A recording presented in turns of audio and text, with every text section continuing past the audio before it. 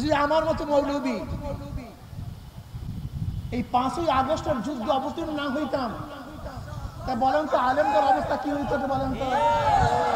ওই যে 71-এর ঘটনা আবার ঘটতো, ওই 71-এর ঘটনা আবার ঘটতো।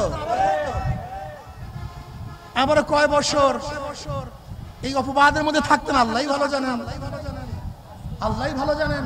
কেন বুঝবেন না? কেন বুঝবেন না? এতটুকু আকল কেন থাকবে না? আল্লাহ কি বলছিলেন?